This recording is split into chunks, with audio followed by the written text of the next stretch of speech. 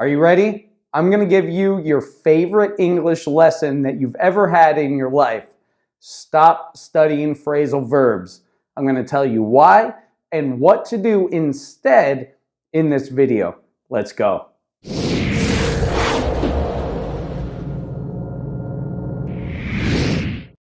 Hey there guys, welcome back to the channel. My name is Jesse. I'm an English fluency coach and I specialize in helping the more intermediate and advanced level speakers bridge that gap from advanced to fluent so that you can finally speak English with complete certainty, confidence, and control to deliver your message. So if you want videos like that show you that every week, then consider hitting that subscribe button and the bell so you get notified every week. But we're going to talk about probably your least favorite thing to study in English and my least favorite thing to teach in English, and that's phrasal verbs.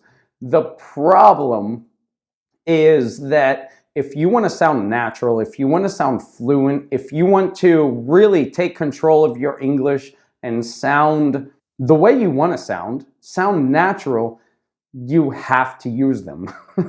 That's just it. You have to use them. So why am I saying don't study phrasal verbs? The problem is that when a lot of people study phrasal verbs, they study it the same way you probably have. There's a list of phrasal verbs and a list of definitions, either in your language or the equal definition in English. For example, to look up is to search. The problem is it doesn't really mean the exact same as search, because if it did, then you might just use the word search. So the difference is in the little nuances that phrasal verbs create. Now, sometimes the words do mean the same thing, and sometimes they mean different things, and sometimes they mean their own things, and sometimes they mean similar things, and there's a bunch of confusion that is caused by these terrible, horrible things called phrasal verbs. The problem is you can't have a natural sounding conversation without using phrasal verbs. I mean, they are all over the place. If you look at any sort of English dialogue, natural English dialogue, the phrasal verbs are just abundant in these conversations, right? It's impossible to have a natural sounding conversation without them.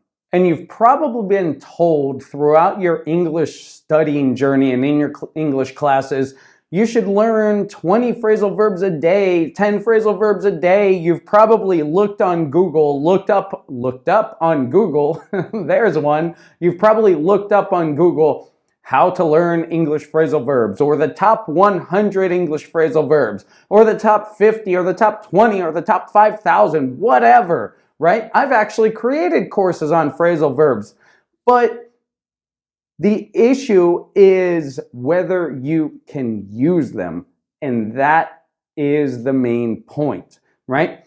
You probably know, and I'm going to ask you to do this exercise later, but you probably know a lot of phrasal verbs, more than you think you know. In fact, let's do this now. Put the video on pause, go get a piece of paper, and just take 2 minutes and list down all the phrasal verbs you can think of, starting with phrasal verbs with up and down and on and under and above and around, and all of the phrasal verbs you can think of. List those in a list now and put me on pause, because I'm not going to stop talking. Great. Now that you've done that, you'll probably find out that you know a lot of phrasal verbs. Now, how often do you use these phrasal verbs? And there is the disconnect, because what you know isn't exactly what you use. And the point of phrasal verbs is not to know as many as possible. It's not to know more. It's not to know more grammar. It's what you can actually use. And that's the most important part.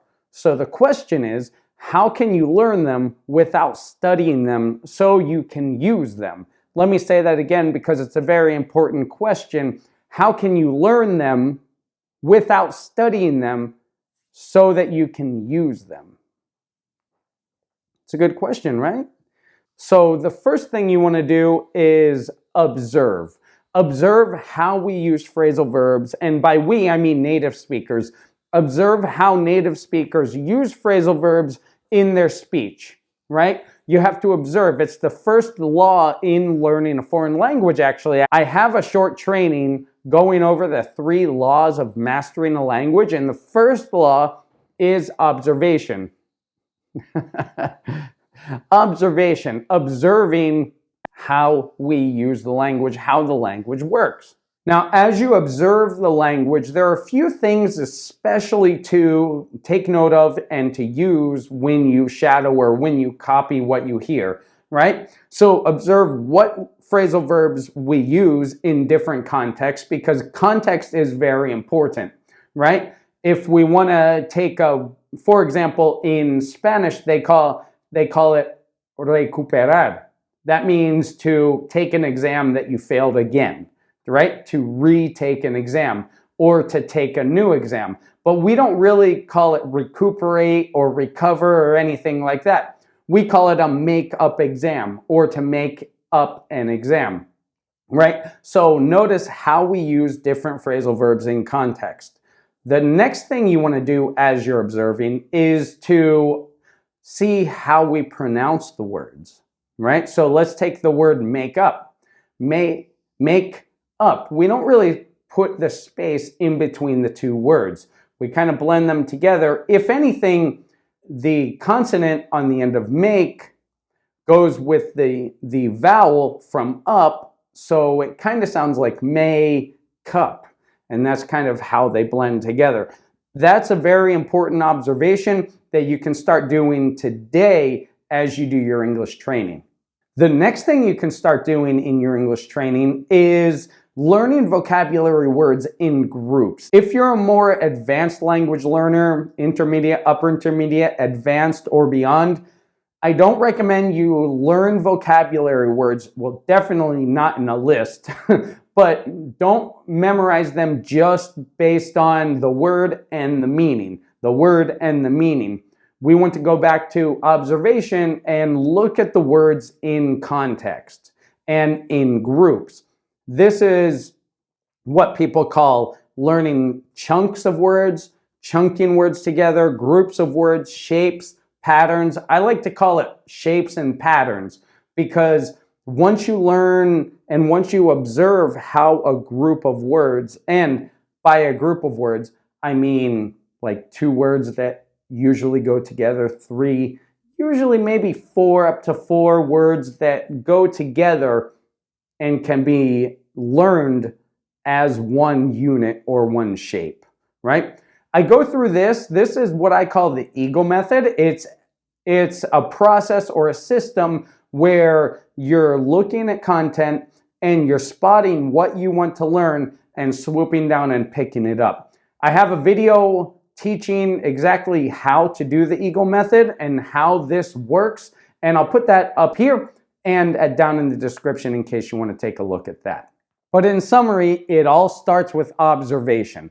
Observing how we use different words and how we communicate in context. How we communicate in different situations, because how you communicate with a client will be different than how you communicate going out and meeting friends. How you communicate on camera will be different than how you communicate actually talking to another living, breathing human being that interacts, right? So we look at context, look at how people use language in which situation.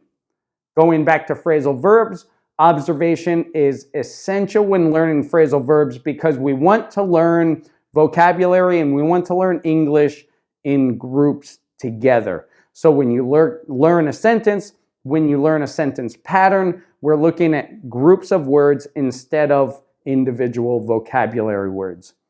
I hope this makes sense. And as you learn words in groups together, some of those groups will be phrasal verbs, some of those groups will be idioms, some of those groups will be common expressions that we use, some will be what we call collocations, any kind of word groups that go together. Doing this will help you learn vocabulary faster and deeper, and it will ultimately help your fluency exponentially grow because you're not memorizing, you're learning and having it become a part of you.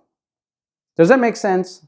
But if you're curious and you really want to know how you personally can accelerate your fluency and make the jump from advanced to taking complete control and fluently speaking English, I'm going to put a link below. I encourage you to book a call and let's talk.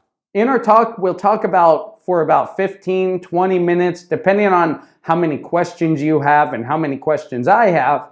And essentially in our call, I'm going to take a look and ask you about your English learning journey, where you've come from, what you've tried in the past, and what you hope to accomplish, what you're trying to accomplish and your end goal. Over the course of that conversation, we're going to figure out what the best path to fluency is for you. I start with 3 typical lies that most people believe that's holding them back from absolute fluency. Also, I encourage you to join Sweet Academy. You can sign up for a free account, get free training, videos, lessons, and coaching to help you accelerate your fluency and to become the English speaker and finally break free of this English weight that has been on your shoulders. Anyway, that's it for me. My time with you is over. Keep teaching, keep learning. Thanks for watching. I'll see you next time.